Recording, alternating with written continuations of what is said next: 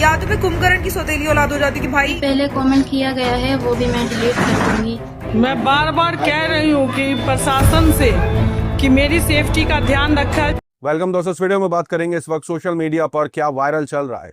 शर्मिष्ठा की गिरफ्तारी पर हंगामा मचाने वाले लोग एक ऐसी खबर पर खामोश है या यूं कह लीजिए इस खबर पर तो जश्न मना रहे हैं।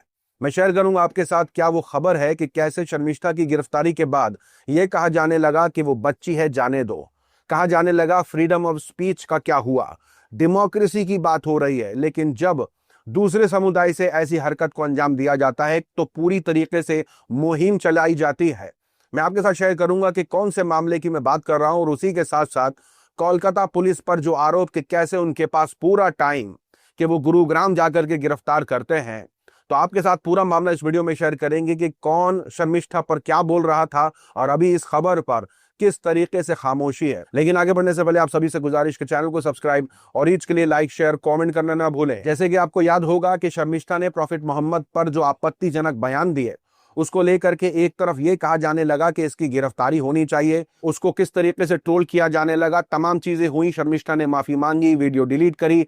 एक तरफ ये सारा कुछ चला, लेकिन दूसरी तरफ ये भी चल रहा था कि कैसे शर्मिष्ठा जो है वो एक ऐसी ऑफेंडर है जो लगातार धर्म पर टिप्पणी करती रहती है। भगवान ने मेरे को मैन्युफैक्चर करते हुए बहुत ज्यादा, भगवान ही जाने नक्षत्रों ने कैसा किया था जब मैं पैदा हो रही थी। चाहे वो हिंदू धर्म ही क्यों ना हो, लेकिन अनभक्तों की तरफ से ये सारी चीजें नजरअंदाज कर दी गई और किस तरीके से, क्योंकि उनके एजेंडा को सूट कर रहा था शर्मिष्ठा के वीडियोस, तो उनकी वीडियोस का इस्तेमाल किया, पैसे छापे। लेकिन शर्मिष्ठा अभी जेल में है, ये सारी चीजें चल रही हैं। और उसी के साथ साथ जो ये खबर निकल के आ रही है कि कैसे एक हबीबा खातून नाम की एक महिला है, मुस्लिम लड़की, जिसको बताया जा रहा है असम की, जिसने काली मां पर एक टिप्पणी कर दी जिसको लेकर के बवाल मच गया।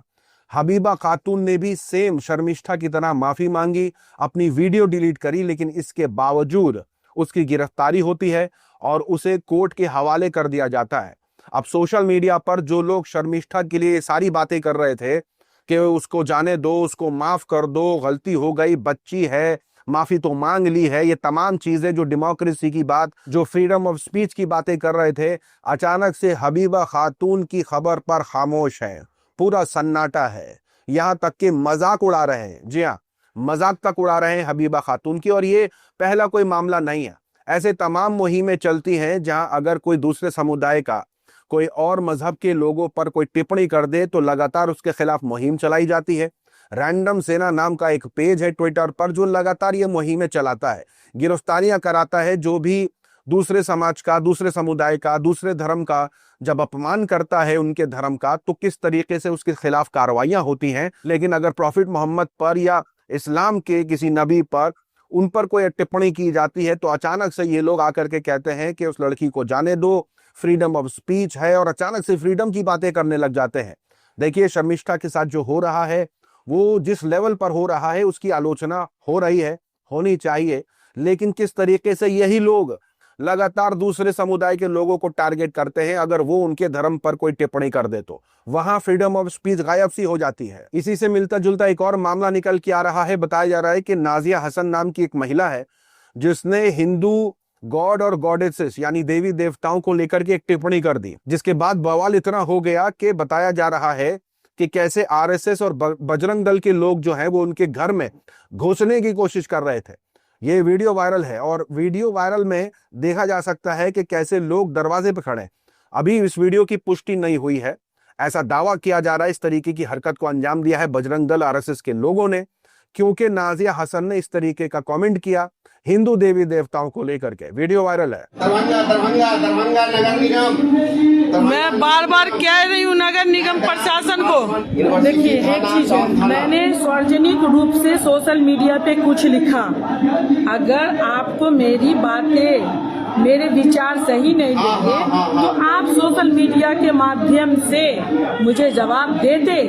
मेरे साथ बजरंग दल के, आरएसएस के जितने भी हैं, आरएसएस के लोगों ने घेर लिया, दोनों पर से ताला तोड़ा जा रहा। सोशल मीडिया पर यही चीजें चल रही हैं कि शर्मिष्ठा के लिए बोलने वाले अचानक से इस पूरे मामले में सन्नाटा है। शर्मिष्ठा के लिए लाइनस लफ्ज का इस्तेमाल हो रहा है। ये कहा जा रहा है कि शर्मिष्ठा की जो फ्यूचर है उसको ताक पे रखा जा रहा है, उसका करियर ताक पे रखा जा रहा है। कंगना रनावत का कहना है कि लड़की का फ्यूचर ताक पे रखा जा रहा है।